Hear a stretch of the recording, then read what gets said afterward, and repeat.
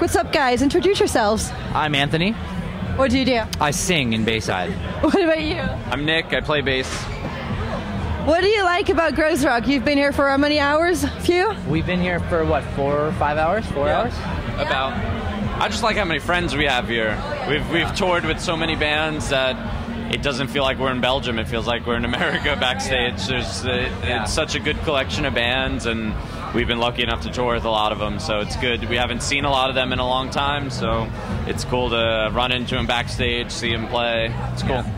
So as festival season is now coming up, what do you think is the difference between a European festival and a festival in the United States? Well, the European festivals are bigger. Oh, really? Yeah, they're certainly bigger.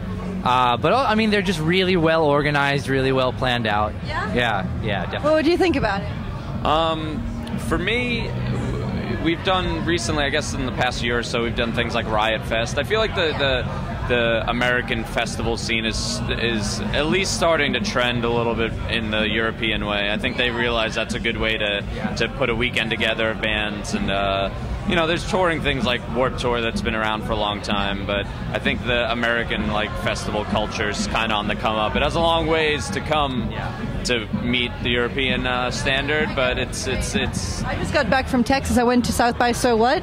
And there's definitely like a massive difference, but what I can see as well. So you guys, you signed to Hopeless Records last year. What has changed for you as a band ever since you signed with them? What's cool about Hopeless compared to labels we've been on in the past is that they really just let us do whatever we want. And when we need help with something, then we go to them, and then they help us with something. You know what I mean? But for the most part, they're not overbearing, and they really kind of let us just do our thing. Yeah, I mean, we're just happy. Really, the main thing is, I think our latest album is the first album out of all 6 of ours that came out like the same time worldwide, everywhere. So that's a big, you know, we've had 6 albums. That's a lot, and to say that the 6th one is the only one that came out everywhere worldwide, it's a big deal to us. Hopeless has been great internationally for us. So your experience has been really good with them? Yeah.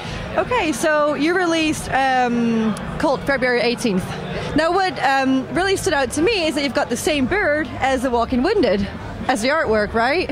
Yeah. Why did you choose to do that? Well, that bird it's kind of like it's been with us for a really long time, you know, and at this point we just put it on everything, right? I don't know the last T-shirt we made that didn't have it on it. It's on it's on our amps, and you know we have it everywhere. People have it tattooed. We all have it tattooed on it. What kind of bird is it? I don't know. We call it a chicken, which is obviously chicken. Why? Clearly not. It's obviously not, but it's just the nickname of the bird. Yeah. Quail.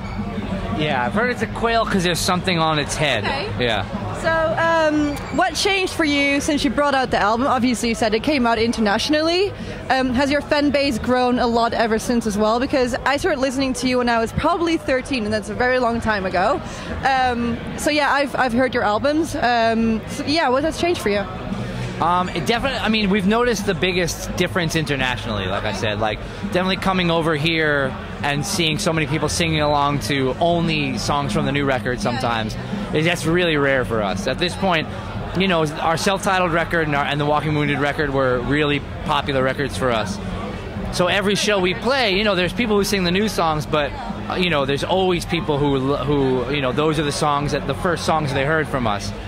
So it's really interesting to come here and see people singing only new songs, you know. It's cool. It's very cool. Yeah. So what did you do different on this album that you did to your previous albums? Change the cover. I don't know. I mean, we're comfortable with who we are as a band. We've been a band 14 years. We have 6 albums, and what we do, we love what we do, and our fans love what we do. So we just try to improve upon what we already do and get better as musicians and songwriters. So yeah, we don't really try to reinvent the sound, you know. We're like Nick said, we're really confident, we're really comfortable with the sound that we've sort of created over the years. So your vocals always really stand out. Like whenever I hear a song, it's like, oh wait, that's Bayside. So what was your recording process like and the writing process? Did it take a while, or did you lock yourself up? The writing process took a really long time, like 2 years. But we were touring on and off throughout that, but it took a long time before we really felt like we were ready. And then once we actually got into the studio, we recorded in like 13 or 14 days. So it's the longest we ever spent writing a record and the shortest we ever spent recording a record. You say you took quite long to write it. Did you take any like really deep personal life issues or problems or happenings with you into writing the album? Yeah. I became a father for the first time. Congratulations. So that definitely had a big impact on the way I saw the world, you know. Yeah. What does it feel like, you know, being in different countries as you're a father now? Is it a lot harder for you? It's really hard, but you know, touring and playing shows and stuff, it's not only my job, but it's a big part of who I am. Yeah. So, as much as there are days I wake up and I say I'd rather just be sitting at home with my daughter. There are days I know that that wouldn't be me. You know, if I wasn't here playing, I wouldn't even be me. So, yeah. Does both of you have any favorite songs that stand out on the album that you love to play live as well? The new album, I love playing Stuttering and Pigsty. I heard it, yeah, it was great. I saw you guys. Cool, thanks. What about you? For me, definitely Stuttering, because it's pretty, it feels good to play it, like, it's still a new song, and the energy behind it is really cool. That early on, and like, we've only played it, 40, 50 times live, so it has the energy of a song we've played for years, which is cool. It's nearly 10 years since John has passed next year. What has it been like for you these 10 years? For us, when John passed, I think we started seeing it right away as it wasn't a band thing. We didn't see it as the band lost a drummer. I think right away we lost a friend, and we handled it behind the scenes personally, kind of on our own, you know what I mean? Yeah, of course. The band just sort of kind of kept moving, you know what I mean? Because like I said, I don't think it was a band thing the way that we looked at it, we must sort have of been really. Yeah, we really just handled amongst ourselves the loss of a friend more than anything. Yeah. And the song Winter, I love that song. It's probably one of my favorite songs by you guys. I never heard you play it live. We've never played it live, yeah. Do you intend to play it live, or do you find it hard to play it live? It's not that it's hard, that it's more that song is for us, you know what I mean? But you did want to bring it out to show the world. Yeah, we wanted to bring it out, and I wrote that song in a diner in Chicago, and then I was up all night writing it, and then the next morning we went into the studio, recorded it, and then I just never played it again. So it sort of it lived for a 12-hour period, and to me it was a really it was turning the page for me, you know what I mean, and moving on. To play it live. Revisit it, Yeah, that makes sense. And do you feel the same about that? Yeah, I mean, it's a real heavy song, that's definitely something that our live shows are pretty emotional to begin with, and that's just like a whole other level of emotion that, I think that it exists, like Ant said, like when he wrote it, recorded it, and it exists on an album, and it's there for people who need it, but as a part of a show or something like that, it's... Do you find it hard to play? I would find it hard to. I haven't listened to it in years. I find it hard to listen to because it's for us. It's really personal, but it also fits to a lot of times in people's lives. So it's just a super heavy song. Yeah, no, it's a great song. It's one of my favorite. So, in all the time that you've existed as a band, right? What is your all-time favorite song that you've ever wrote? It's a hard one. That's really hard. Yeah. Right now, Pigsty is definitely one of my favorites, but Walking Wounded, the title track, Walking Wounded, is one of my favorites also, yeah. Yeah? What about you? One song we don't play too often, but I really like, is Boy from Shudder, first song on Shudder. That one I liked as soon as we wrote it, and we played it a bunch. We haven't played it in a while, but I like that one a lot. Yeah, I love Montauk and Blame It on Bad Luck. That's old school for me. So, okay, we got a couple of funny questions. Who is the girliest person in your band? Me. Why? I wanted you to say it. For sure. I was thinking the same thing. I wanted you to say it. Why so?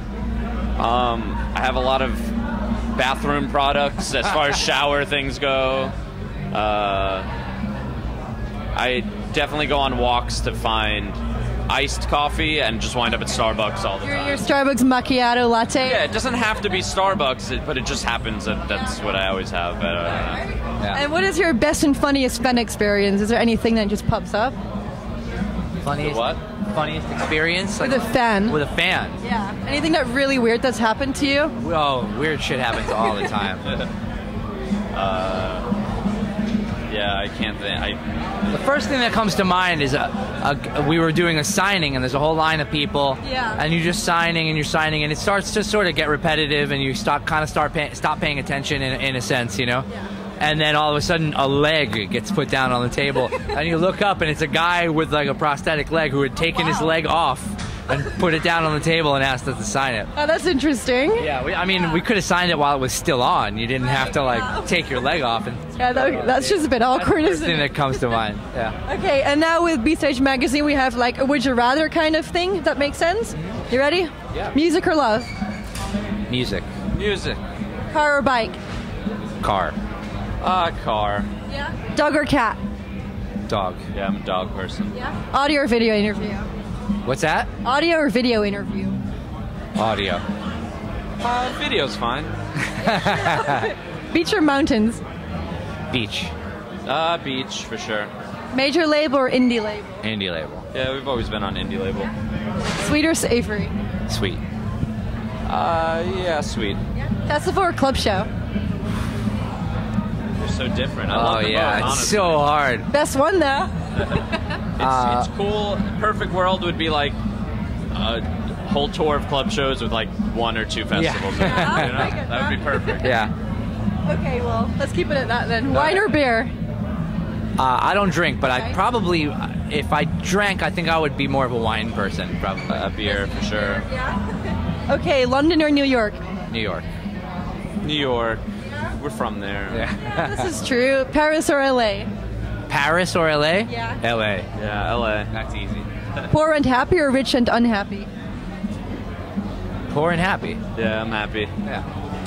Television or radio? Television. I mean, these days, television for sure. Burrito or pizza? Pizza.